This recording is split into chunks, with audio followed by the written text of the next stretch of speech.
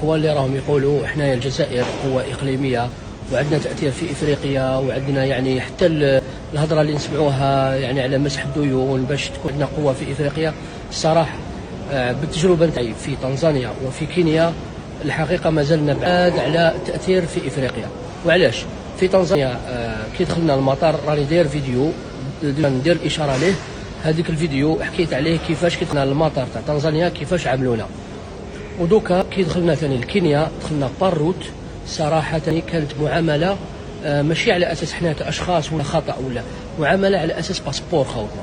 غير يشوفوا الباسبور الجزائري يقول لك اجبد كوتي. الناس قاعد تفوت كاع الجنسيات دي شينوا دي اوروبيا دي امريكا ميم ناس من كولومبيا يعني تلاقيناهم كلش توفا بها كاع فاتوا. غير حنايا اجبد كوتي يولي يعني يكون فيها ابتزاز يكون فيها زعما يحوسوا كش ما يدي ولا المهم هذه. وعلاش انايا يعني على معرفتي الشخصيه فهمت باللي انه حنايا كدوله ما راهيش يعني ما عندهاش تاثير تاعها في الدول هذو الافريقيه. القصه باختصار هي واش صرا كي دخلنا من تنزانيا الى كينيا يعني على معبر حدودي الروت كاع الجنسيات كنا دايرين لاشين باش نديروا الاجراءات هذوك الروتينيه.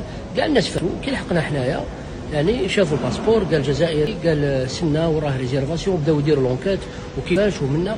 هي قلت له بلي عندي البيد روتور منا من كينيا وعندي ريزيرفاسيون دوتيل تسمى راني اليز وعندي الفيزا. قال لي هذا الفيزا ما يهمش يقدر لاجون ما يخليكش تدخل. تسمى ولات فيها نوع من الابتزاز. قال لي دخل واحد البيرو ثاني لداخل كانت فيها مراه هذيك شغل جاتها بتمسخير وتهضر في التليفون شغل ما يجتمع بينا. وحنا صراحه في المواقف هذو ما انتم هذه نصيحه في المواقف هذو كونوا يعني لازم تكون عندكم بورة عقل. شوف لي تحسوا روحك بواحد اللي نير تغير ديك عمرك قول كيفاش كاع فات غير حنايا واش كاين زعما يعني حاجه ما هي مخصوصه. هنايا ليسونسيال بدات تجي وتروح تجي اغوش ادروات. انايا درت روحي ما نسمعش كما يقولوا من الاخر.